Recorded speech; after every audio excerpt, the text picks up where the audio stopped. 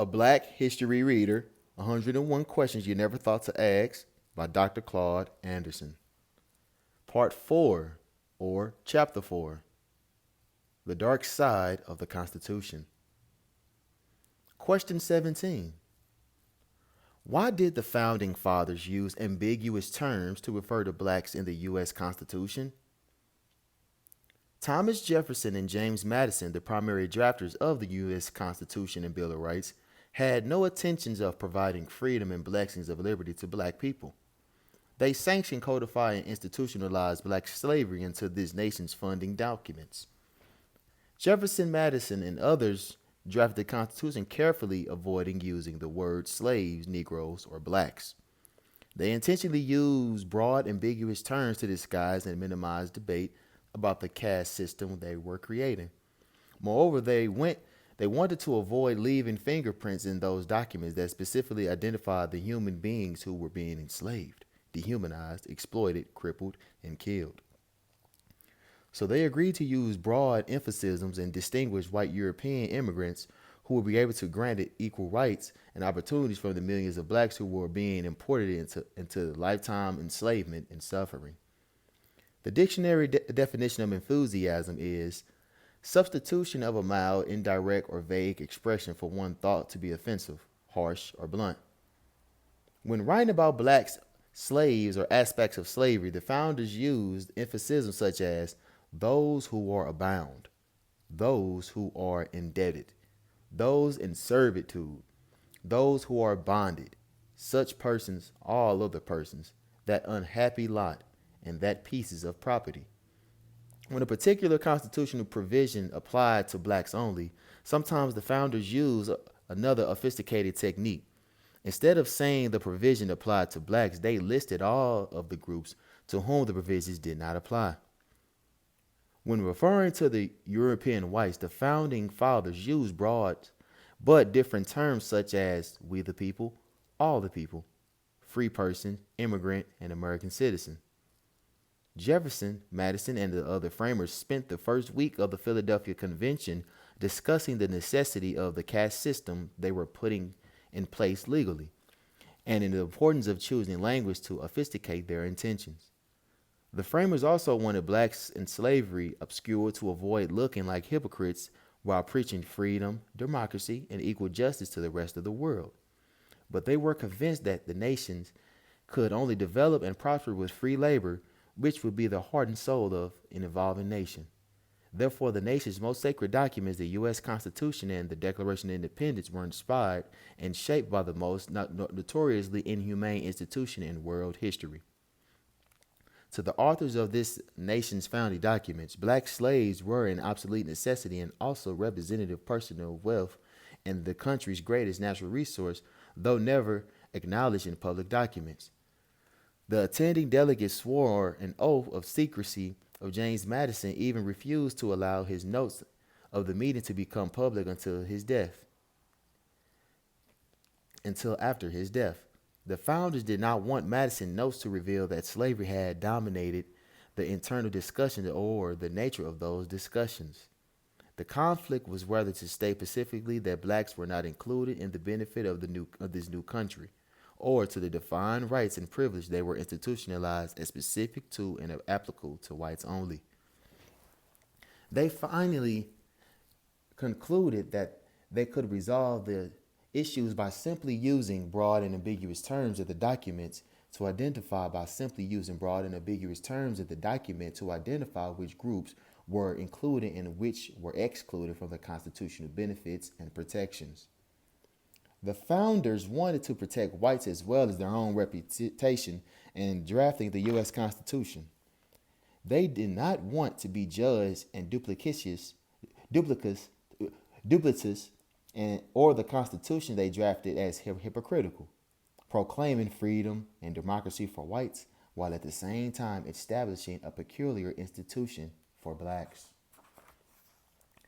The record does not indicate that even one delegate demanded that blacks have the same right as whites to pursue life, liberty, and property, later changed to happiness in the developing nation. The debates were heated and divisive. However, Jefferson and Madison prevailed, arguing that It would be better not to stain the Constitution with the word slaves. Instead, they decided to make a low key approach in identifying the victims. Nearly a century later, conservatives of the U.S. Congress employed that same tactic in writing the 13th, 14th, and 15th Amendment to the Constitution. In the 1960s, again, conservative policymakers persuaded Congress to use broad, ambiguous terms to avoid specifying the benefits and rights targeted to black Americans. The pattern of using emphasis to obscure intent entrenched in the nation's polity. Historical patterns can be only recognized if you know history. Historical patterns can only be recognized if you know history. Again, during the 1960s Black Civil Rights Movement, conservatives and liberals alike used emphasis to misdirect black leaders into accepting the designation of blacks into a broad and ambiguous categories such as diversity, minority, multicultural, and people of color. How ironic it is that black civil rights leaders, elected officials, ministers, or liberals seem to recognize the enthusiasm tactic perfected centuries earlier that specifically rendered black people invisible. Conservatives instituted the use of broad and ambiguous terms to halt the Black Power movement in the early 1970s and were totally surprised that neither black leadership or white liberals objected. Instead, blacks leading the movement adapted and supported the transition in public policies from black to broad emphasis. The black leaders quietly gave into the political correctness and being non-neglect policies, presided over the shift from black to broad groupings, which displaced and rendered black Americans null and void. Those who were leading may have grown tired, frustrated, and even afraid, but they bear responsibility for misdirection and not speaking up for the blacks in public policy formulations. The obfuscation technique introduced by founding fathers in the drafting of the first U.S. Constitution has been successfully employed in the legal aspect of race matters through the present day. Question 18. Why were blacks slaves classified as three-fifths of a human? Blacks were classified as three-fifths a human to settle a battle between northern and southern legislators over the rights of states and the status of slaves as property. In 1820, slaveholders wanted to bring Missouri into the Union as a slaveholding state. Northern legislators feared that if Missouri entered as a slaveholding state with a significantly large numbers of slaves, the southern states could outnumber the northern states in Congress representation and taxation based on property wealth. The southern states had the lion's share of the nation's slave population, which was legally classified as personal property equal to field animals. Southern slaveholders opposed paying assets and property taxes on black slaves.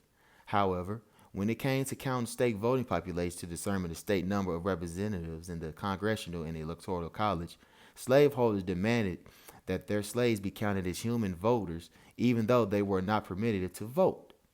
The Missouri Compromise of 1820 consummated between southern and northern states granted several advantages to the South.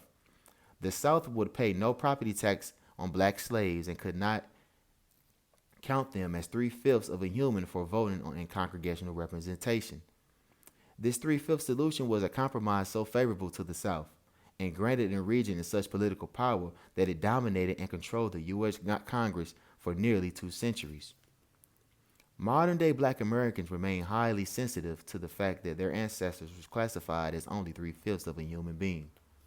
For black Americans, the three-fifths of a person provision added insult to the injury that 360 years of enslavement as an animal had inflicted on them. The actual language of the Missouri Compromise, founded in Section 2 of the U.S. Constitution, says, representatives and direct taxes shall be apportioned among several states which may include it within this union, according to the representative numbers, which shall be determined by adding to the whole number of free persons, including those bound to service for a term of years, excluding native Indians, not taxed, three-fifths of all other persons. This section of the Constitution is also an example of a skill of the founding father in framing slavery and its rules without even the mentioning of a word. The South also uses the leverage from their non-voting black population to elect white politicians to public office, then use the black body count against them by electing and sending the Congress representatives who would use their office to maintain white superiority and control in the South. It is noted that the three-fifths provision applied only to blacks. It did not apply to the indentured servants, white women, children, Native Americans, Asians, Hispanics, or any other group included today's fabricated classes of minorities. In general, the Missouri Compromise of 1820 injured black Americans at least in three different ways. The compromise allowed Missouri to 1. Enter the Union as a slave-holding southern state. 2. Allow black slaves to be counted as part of the total population. And 3. Establish an electoral college system that reduced the power of the popular vote in national elections. Since the 1820 southern states have been able to outnumber the North in electoral votes, who were wielding enough regional political power to win most presidential elections and control the U.S. Congress. When the founding fathers were debating the Missouri Compromise, James Madison, a slaveholder, described the crux of the dilemma when he had said that unifying the states without blacks being counted as three-fifths of a human presented difficulty of a serious nature.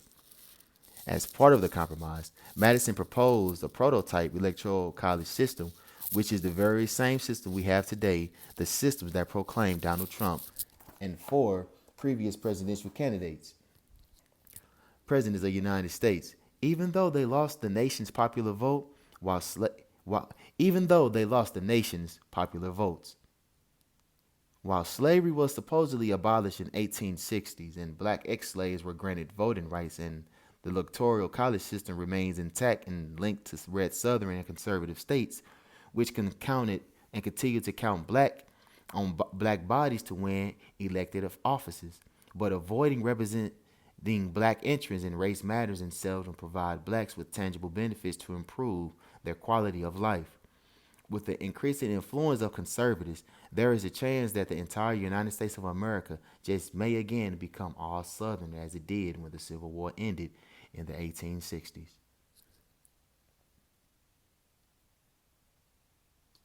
Question 19. Is the 13th Amendment legal according to the U.S. Constitution, and did it end slavery? The approval of the 13th Amendment did not occur in accordance with a constitutionally mandated process, and consequently, many legal scholars question the amendment's legitimacy. The amendment was approved by a Civil War Congress, but before it could be included into the U.S. Constitution, ratification was required by three-fourths of the duly elected state legislatures. Therein lays the problem. That step was never completed. When the Civil War ended in 1865, the U.S. consisted of 35 states, 24 were the Union, and 11 were formerly a part of an old Southern Confederacy. Congress therefore needed 27 states to ratify the 13th Amendment. Since two Union states, Kentucky and Delaware, rejected the 13th Amendment, Congress needed the remaining 22 Union states, plus 5 Confederate states. At that time, the 11 Confederate states were in total political disarray in the aftermath of the Civil War. The Southern states had no duly elected federal or state representatives in office, and even if those officials had been in place, they would have refused to ratify the 13th Amendment, which was crafted to officially end slavery and free nearly 5 million blacks.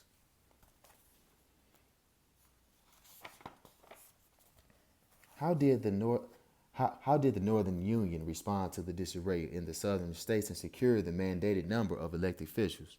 The U.S. Congress used its legislative power to install Union military commanders in the needed 8 Southern states to function as judiciaries in the absence of the duly elected state legislators. Congress authorized the Union military commanders to cast the needed yes votes. The military troops pulled out a few years later. Their yes votes on the 13th Amendment were generally accepted, but it appears that They were never recalculated in ratification by duly elected legislatures in those southern states. The second concern about legitimacy emanates from a parenthetical clause in the 13th Amendment.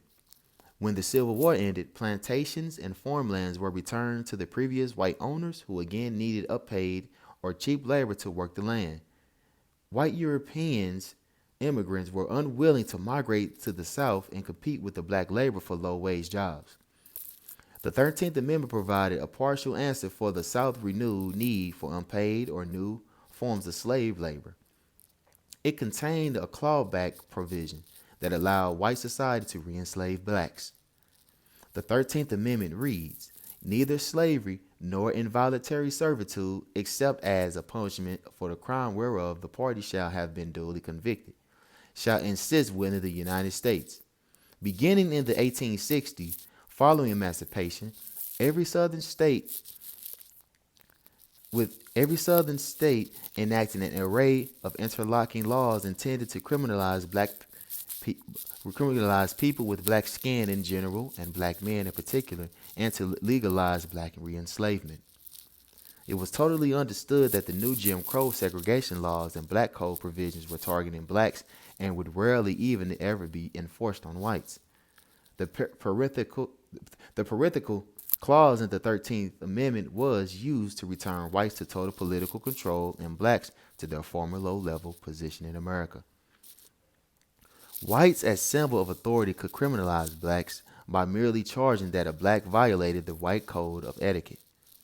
The whole code of etiquette was informal and included requirements that it made criminal for blacks to dispute a white person, count change in front of them, look down on them, or look a white person in the eye, speak to a white person with your hat on, step off on the sidewalk to let off a white person pass, or more valuable house, or own a more valuable house, land, or automobile than a white person, call a white person a liar, be in the presence of a white woman in the presence of a white male, or to express familiarity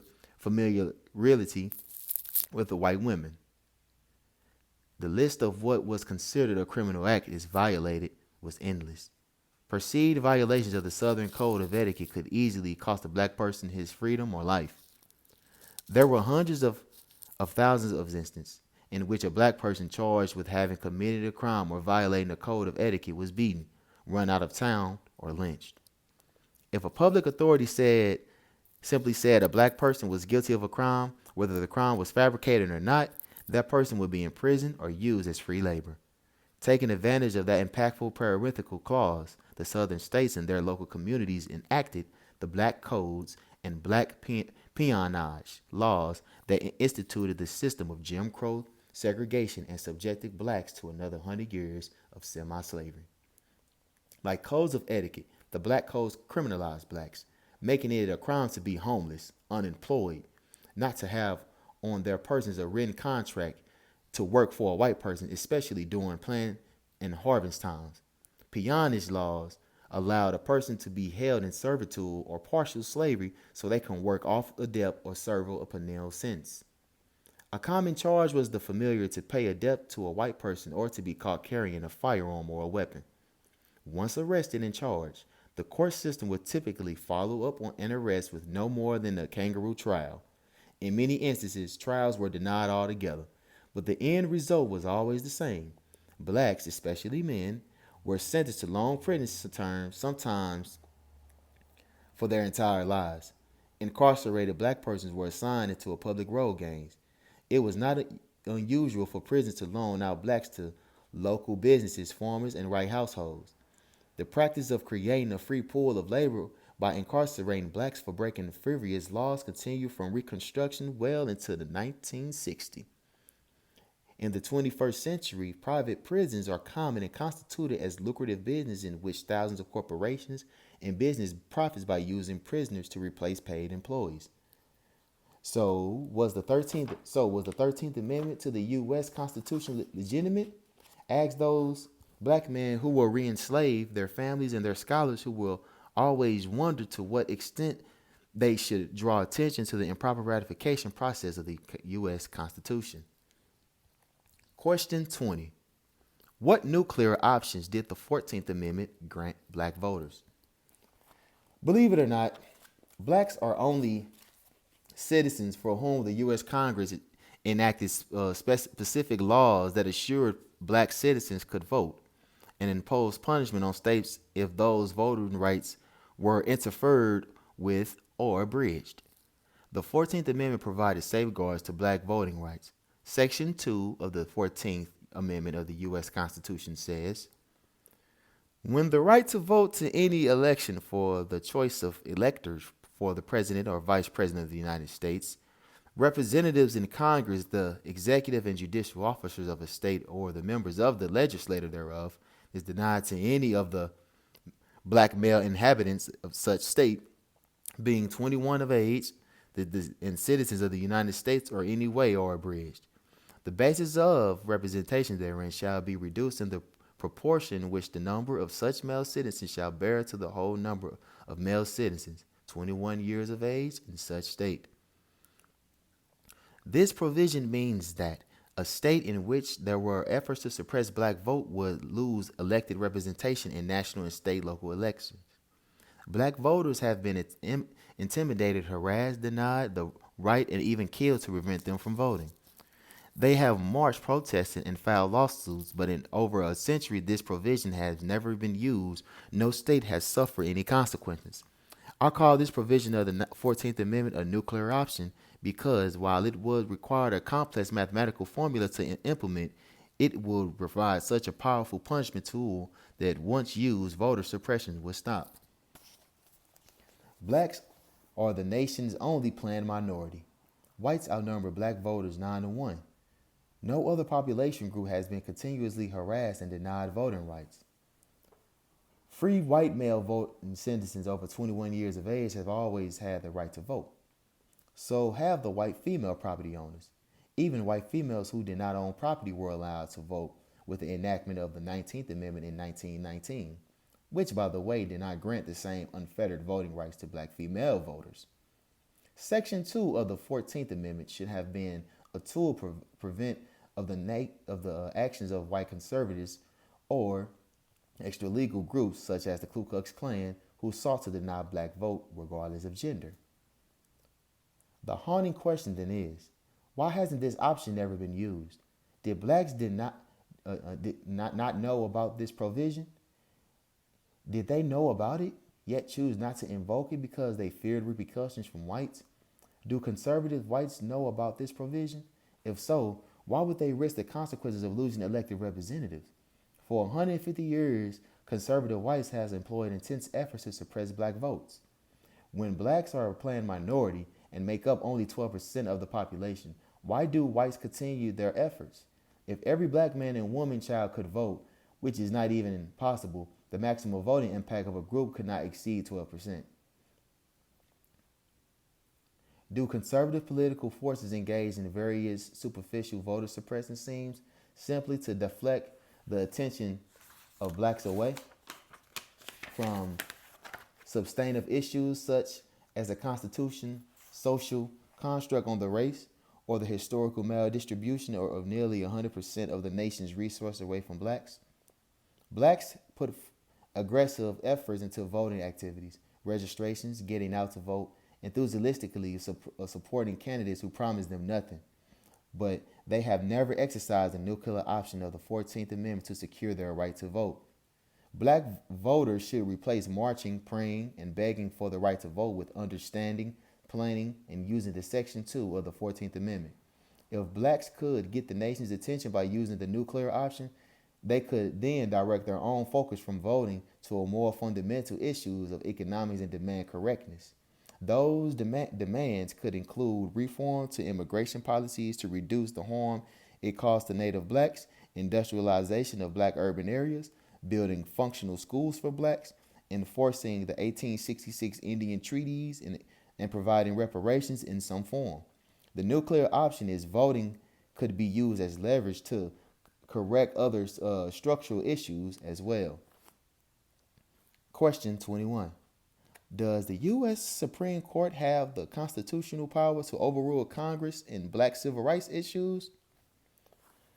The U.S. Supreme Court does not actually have the right to override actions by the U.S. Congress in black civil rights matters or other provisions intended by Congress to protect vulnerable and impoverished black ex-slaves. The U.S. Constitution defined the tasks of the U.S. Supreme Court as threefold. One, to decide appeals from trials held in lower courts. Two, to get involved in the appointment of ambassadors. And finally, three, to rule in cases in which a federal official failed to carry out his duties. Nowhere does the U.S. Constitution authorize the Supreme Court to overrule or second guess Congress or to act as a third level of government. Congress passed laws regarding slavery, the former slaves, and race. However, the U.S. Supreme Court had been rendering decisions on race mostly anti-black for centuries. The court invented its authorities to overrule the U.S. Congress over 200 years ago. Surprisingly, there has not been any legal challenges to the court assumes authority in race matters. The first time the court assumed authority to rule in its acts on Congress was in the year of 1803, Marbury versus Madison. In this landmark case, the U.S. Supreme Court overruled a law passed by Congress and declared it unconstitutional.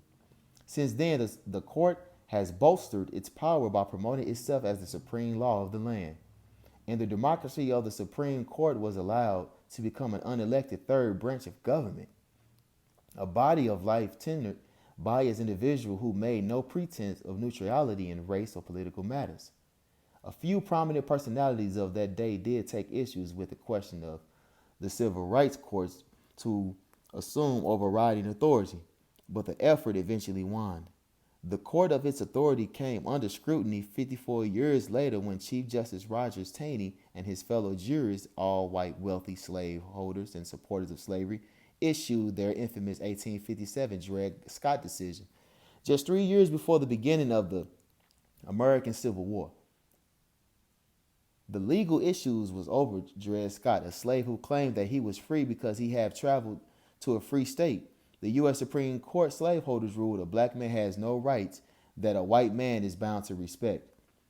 Further, the court restated the sentiment of the Constitution that black people were property equal to field animals, and as property, the owner of the property held the rights, not the black man.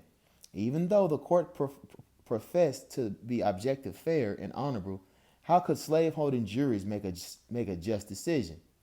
Although the conflict of the interests of the justices was clear and their decision not neutral, the Supreme Court was within the parameters of the law because at that time nothing within the Constitution rights to black people. The Dred Scott decision had far-reaching effects and it has never been overturned. The sentiment of that decision that a black man has no rights a white man is bound to respect is infused in the culture. It is on display today in many ways, including the number of conflicts between law enforcement and the black community. Following the Civil War of 1860s, a number of radical Republicans, the liberals of the day, attempted to reverse the Supreme Court Dred Scott decision by enacting the 13th, 14th, and 15th Amendment to the Constitution and passing civil rights laws specifically to aid and protect the newly freed black slaves. On the floor of Congress, Senator Charles Sumner proclaimed slavery to be an economic issue and said there were only two things that blacks could ever be in America. They could be slaves or they could be free. But they were released from slavery with nothing. Therefore, to be free at a minimum, they had 40 acres of land, a mule, and $100. The land, the mule, and the money were the essential tools necessary to make an economic transition from slavery to independent living.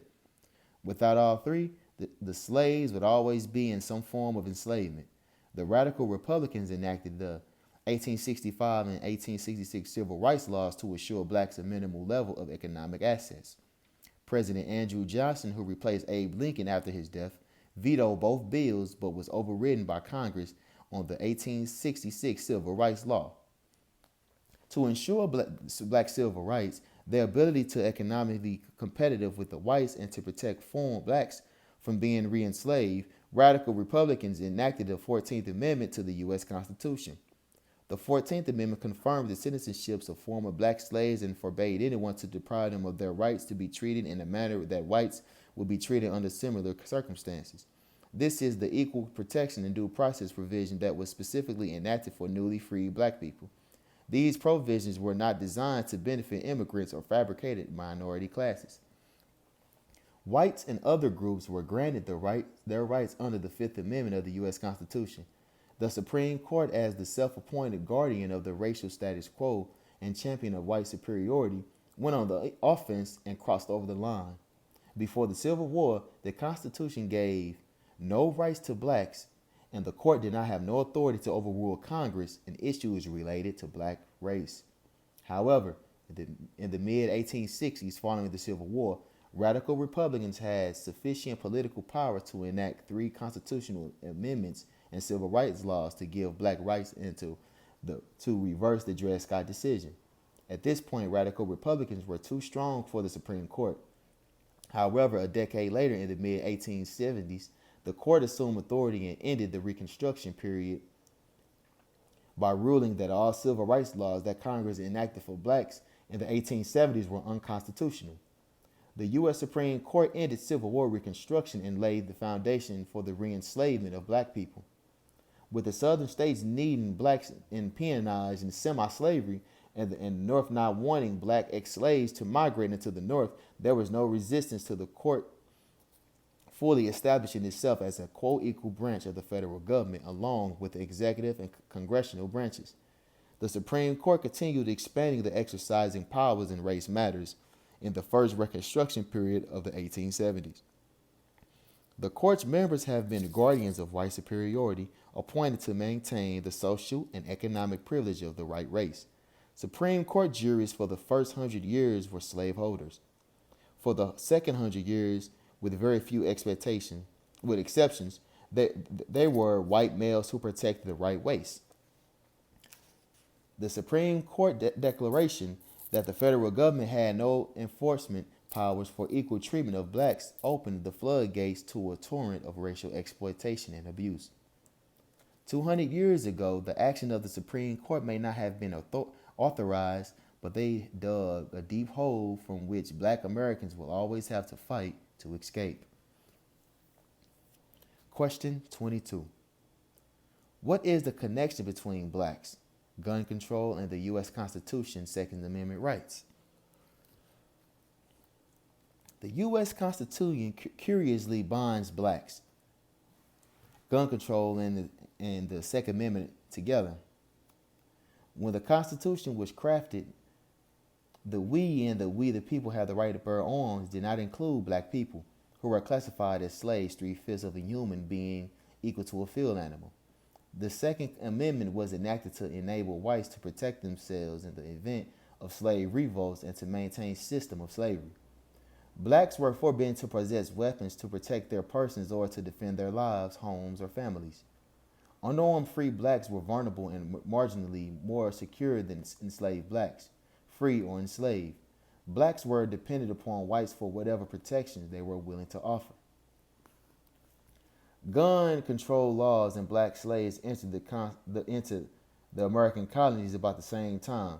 Even before the U.S. Constitution was written, the first gun control laws enacted in 1643, most by colonies, permitted all people, including native Indians, to carry weapons for hunting and recreation, with one exception: black people. They would be needed as an enslaved labor class, and slavery was just beginning to take hold in the colonies. Blacks from Africa were being shaped into a non-competitive, non-threatening, non-played labor class. The colonial societies knew an armed black population would not willingly allow itself to be enslaved, and denied their human rights. White slave owners so feared what blacks would do if they had weapons that even during the early days of the Indian Wars, colonial laws forbade weapons being issued to blacks to help fight off raiding native Indians. A few years later, in 1667, the Act to regulate Negroes on British plantations was enacted. It forbade slaves to carry or have access to weapons within any of the colonies. While forbidding blacks to carry weapons, the colonial gun laws mandated that white males carrying slaves chase down, capture, return, or runaway black slaves to their white masters. In the picture above, you'll see I quote, for the U.S. Library of Congress, armed militia monitoring black slaves to ensure the safety of whites and properties during slavery. Like the colonial laws, the language in the U.S. Constitution ratified in 1789 made it perfectly clear that blacks would not have rights to bear arms or weapons of any sort. In a nation that was being founded on a racial caste system, white people would be management and wealth enriched class. Black people from Africa would be in the slave labor class. The white management overclass needed public gun and weapon laws in place to keep blacks defenseless, vulnerable, non-threatened, and under control at all times. The right to bear arms or weapons was institutionalized until the Second Amendment of the U.S. Constitution and other laws. The laws regulated even the carrying of clubs, knives, as well as firearms.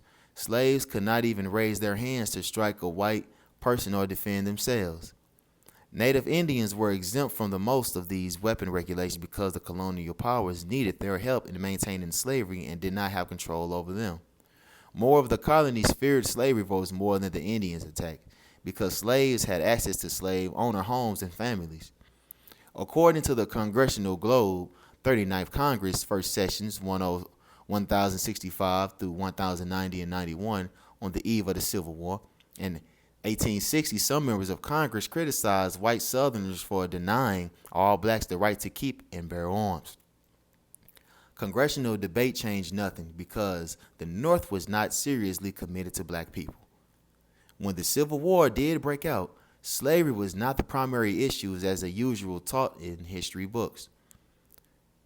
The Civil War broke out not over slavery, but over the concentration of slave-based wealth, political power, and industrial power in the South. Ending slavery was a secondary issue. Both the North and the Southern Confederacy had serious concerns among arming blacks. The South feared blacks would use weapons against them. When the Civil War ended, the Northern states abandoned all pretense of entrance into newly freed slaves. Northern states sought white European immigrants to migrate in and aid the North in rebuilding its businesses and management class. The North did not want the newly freed black slaves to come in their direction, so the Northern states cut a deal with the old Southern Confederate states. The North gave the former Southern Confederate states the right to put black ex-slaves into semi-slavery by using them and treating them in a manner whites chose. The North returned their heads when the South enacted black codes and labor peonage. The black codes were fashioned around the language of the 13th Amendment, which said that slavery and involuntary servitude were abolished, except as punishment for crime wherefore of the party has been duly convicted. The black codes proceeded to make nearly every ordinary life function a crime and kept blacks under control and in a subservient socioeconomic condition, very much like that of slavery, for another 100 years.